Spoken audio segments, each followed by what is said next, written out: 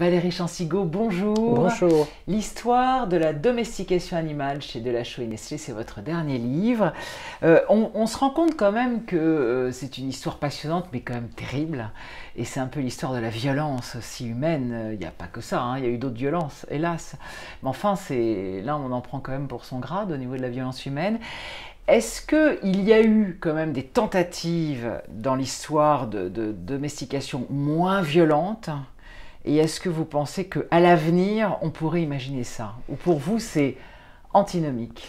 Alors la violence découle peut-être d'autre chose, d'un autre mot, c'est le mot de domination. C'est-à-dire que la domestication, c'est clairement un rapport de domination puisqu'on transforme une population d'animaux sauvages en quelque chose d'autre, et ce quelque chose d'autre doit correspondre à nos besoins, à nos envies, à notre mode de vie. C'est bien un rapport de force qui s'exerce sur ces animaux-là pour les rendre plus compatibles avec notre mode de vie. Ces animaux ne choisissent pas d'être transformés, ils ne choisissent pas d'être sélectionnés génération après génération. C'est un rapport violent parce que ça s'inscrit dans ce rapport de domination à l'égard d'autres organismes vivants sensibles, intelligents et capables de ressentir de la souffrance. Et il faut bien voir que la domestication, c'est pour ça que le mot de domination est important, s'inscrit aussi dans l'émergence de... La domestication va profondément transformer les sociétés humaines. Alors c'est pas tellement visible avec la domestication du loup qui donne le chien, parce que c'était des sociétés de chasseurs-cueilleurs et qui restent foncièrement des sociétés de chasseurs-cueilleurs. Mais par contre, dès lors qu'on aborde les domestications d'après, à savoir le cochon, la chèvre, le mouton, et puis plus tard le cheval, et puis la vache évidemment, ces domestications-là contribuent très très largement à faire émerger des sociétés inégalitaires, et on sait bien que la constitution de troupeaux d'animaux domestiques est à la base même de la création de la propriété privée. Et on se rend compte que ce rapport de domination et donc de violence à l'égard des animaux s'articule toujours, s'organise toujours avec un rapport de domination, de violence à l'égard des êtres humains eux-mêmes. Oui, avec des différences de statut social, sociaux, exactement, etc. C'est ça. Exactement, d'exploitation en fait. Et d'exploitation, que ce soit certains groupes humains par rapport à d'autres, ou l'exploitation des femmes par rapport aux hommes. On sait que l'émergence de l'élevage n'a pas amélioré fondamentalement le statut des femmes dans les sociétés. Donc c'est un schéma de violence, encore une fois, parce qu'il est inscrit dans ce rapport de domination. Est-ce qu'on peut imaginer une domestication sans ce rapport de domination? J'ai du mal à le percevoir, simplement parce qu'encore une fois, la domestication a pour but de transformer au profit du mode de vie humain et de buts humains un groupe d'individus, que ce soit des végétaux, c'est à peu près pareil, mais il n'y a pas de souffrance, donc on ne peut pas mettre sur le même plan, mais en tout cas, une transformation d'un groupe d'animaux.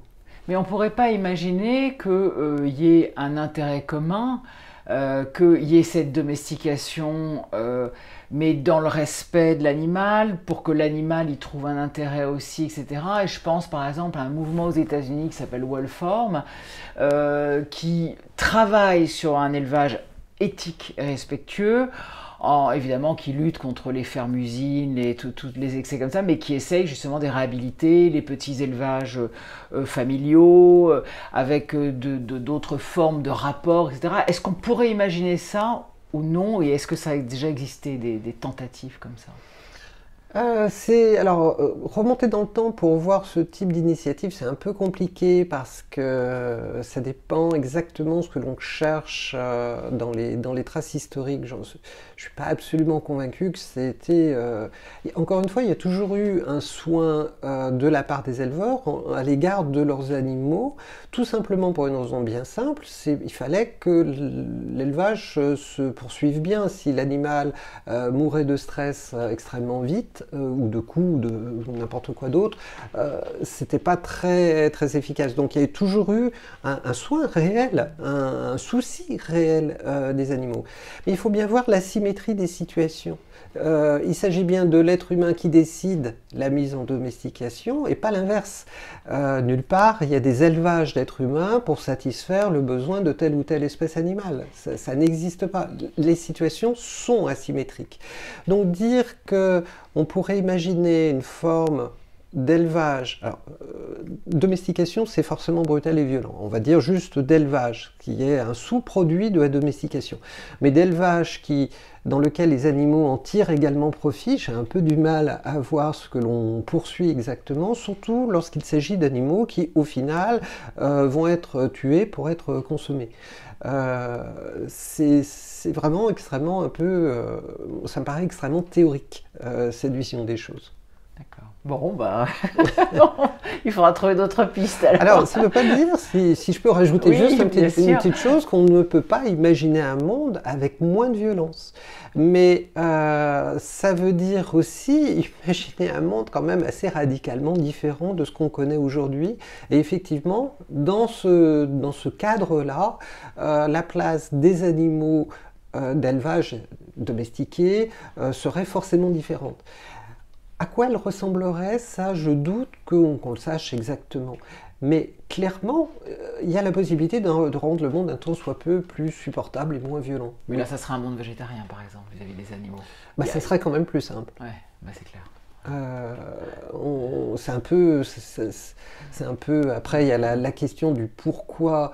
Parce qu'il faudrait reparler de l'histoire de la consommation des animaux et le fait que cette consommation des animaux n'explique pas la domestication, par exemple, curieusement. Si je peux juste rajouter ça, c'est par exemple lorsque les premiers peuples commencent à domestiquer les grands herbivores, ils s'arrêtent pratiquement de consommer de la viande. L'histoire des peuples agricoles sur Terre est essentiellement, durant toute l'histoire de l'humanité, une histoire végétarienne. Si on prend les agriculteurs, par exemple, d'Europe au Moyen-Âge, vers l'an 1000, la plupart des habitants en France consommaient peut-être 2 à 3 kilos de viande en tout et pour tout. La noblesse, les élites, c'était autre chose. Mais l'essentiel du peuple consommait quasiment jamais de viande. Et c'est la même chose, par exemple, pour la paysannerie chinoise jusqu'au milieu du XXe siècle. Donc l'histoire de la domestication ne rime pas, n'a jamais rimé avec augmentation de la consommation de viande. Ça, c'est un phénomène extrêmement récent qui repose sur d'autres bases. Merci. Merci.